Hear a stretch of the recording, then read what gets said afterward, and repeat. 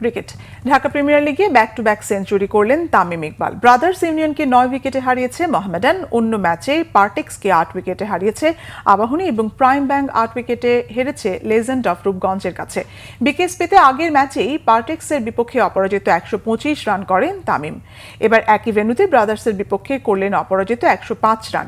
তাতে ব্রাদার্সকে 9 উইকেটে হারিয়েছে মোহামেডান। তাইজুল ইসলামের 4 উইকেট, মিরাজের 2 উইকেট এবং আবু হায়দার রনি 3 উইকেট নিয়ে ব্রাদার্সকে বেঁধে ফেলেন 187 রানে। জবাবে মিরাজ 2 রানে আউট হলেও তামিমের 96 বলে অপরাজিত 105 রানের সাথে মাহিদুল ইসলাম অঙ্কনের অপরাজিত 75 রান। দ্বিতীয় উইকেটে 187 রানের জুটিতে সহজ জয় পায় মোহামেডান। মিরপুরে পার্টেক্সকে 8 উইকেটে হারিয়েছে আবাহনী। তরুণ বাঁহাতি স্পিনার মাহফুজুর রহমান রাব্বি 81 রানে 5 উইকেটের সাথে রকিবুল ও মোসাদ্দেক সৈকত 2 উইকেট করে তুলে নিলে 100 রানে অল আউট হয় পার্টেক্স। জবাবে পারভেজ ইমনের অপরাজিত 55 এবং মোসাদ্দেক সৈকতের অপরাজিত 37 রানে সহজ জয় নিশ্চিত করে আবাহনী। প্রিমিয়ার লিগে এর আগের রাউন্ডে রেকর্ড 422 রান তুলে সারা ফেলে দিয়েছিল প্রাইম ব্যাংক সিসি, কিন্তু এবার লেজেন্ড অফ রূপগঞ্জের বোলার সাইফ হাসান 4টি ও তানজিম সাকিব 3 উইকেট নিয়ে প্রাইম ব্যাংককে বেঁধে ফেলেন 152 রানে।